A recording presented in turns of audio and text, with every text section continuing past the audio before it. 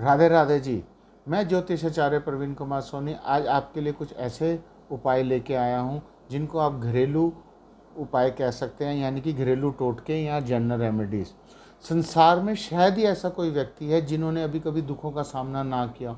इन दुखों की घड़ी में मैं ज्योतिषाचार्य प्रवीण कुमार सोनी आपको कुछ ऐसे आज उपाय बताने जा रहा हूँ जो कि आप जनरल रेमेडीज़ के रूप में, यानी कि घरेलू उपाय के रूप में भी कर सकते हो और अपने ग्रहों के अनुसार भी कर सकते हो। कई बार देखा गया है कि हम इतनी मेहनत करते हैं, सब कुछ होने के बावजूद भी हमारे घर में बरकत नहीं होती, और बरकत होने के बावजूद कलेश भी नहीं घर से ख़त्म होता। तो मैं आज आपको एक ऐसा छोटा सा उपाय बता रहा हूँ जिसमें आपके घर में बरकत भी होगी और कलेश भी नहीं होगा, यानी क्लैशेस भी नहीं होंगे। जब भी आप घर में ग्रोसरी लाएं, यानी कि कोई भी राशन लाते हैं आप घर में, तो वो आपको सोमवार या शनिवार लाना चाहिए। ऐसा लाने से आपके घर में हमेशा बरकत रहेगी और क्लैशेस भी नहीं रहेंगे, और आपके घर में सुख समृद्धि का वास होगा, और दिन ब दिन आपके घर में जो फाइनेंशियल ग्रोथ है वो ठीक होती चली जाएगी। इसी कड़ी में दूसरा ये है कि जब भी आप गेहूँ पिसवाते हैं, अगर गेहूँ पिसवाते हैं तो उसके अंदर 1 किलो चने, काले काले चने पिसवा लीजिए। अगर आजकल के जैसा है कि आप किसी के पास पिसवाने का टाइम नहीं है या कुछ भी है, सब पिसा पसाया आटा लाते हैं, तो आपने इस संदर्भ में क्या करना है कि जैसे आप 10 किलो आटा लाए हैं तो उसका 10% हो गया 1 किलो, तो 1 किलो चने का आटा उसमें आप मिक्स करके आपने आटे वाले डब्बे में डालना है। तो डालने की विधि क्या है वो देखिए।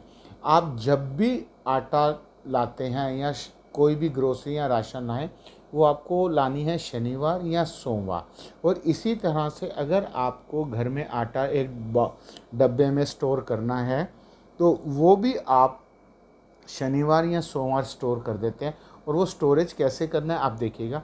आपको पहले 5 तुलसी के पत्ते उसके अंदर रखने हैं, डब्बे के अंदर।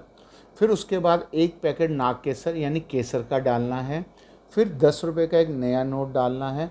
उसके बाद आपने चने का आटा और गेहूं का आटा मिक्स करके उस डब्बे में यानी उस बॉक्स में डाल देना है, और उसको एक बारी मिक्स कर लेंगे तो अच्छा होगा। तो उसके बाद जब भी आप खाना बनाएं तो ये मिक्स आटे का बनाएंगे, तो आप देखेंगे धीरे धीरे कुछ ही दिनों में आपके घर में बरकत हो जाएगी, और क्लेश जो होते हैं, क्लैशेस जो होते हैं वो ख़त्म होते जाएंगे, और सुख समृद्धि का वास होगा। इसी कड़ी में अब मैं आपको एक दूसरा उपाय और बताता हूँ कि जब भी आप घर में हवन कराएं, पूजा पाठ कराएं, तो आपको तांबे के पात्र में यानी कि तांबे के हवन कुंड में आपको पूजा पाठ करानी चाहिए। यानी कि तांबे के ही हवन कुंड में हवन कराएं तो वो ज़्यादा आपके लिए उत्तम होगा, सुख समृद्धि होगी। और इसी संदर्भ में यहाँ तो आप घर में जो जोत जला रहे हैं वो मिट्टी के दिए में या तांबे के दिए में जलाएं, तो आपके लिए ज़्यादा लाभदायक होंगी। ये छोटी छोटी बातें हैं जो मैं आपको बता रहा हूँ। अब देखिए आने वाले नवरात्रे हैं, नवरात्रे शुरू हो रहे हैं बहुत जल्दी ही। इन नवरात्रों में आपको जोत जलाते हैं, सब माता रानी की पूजा करते हैं।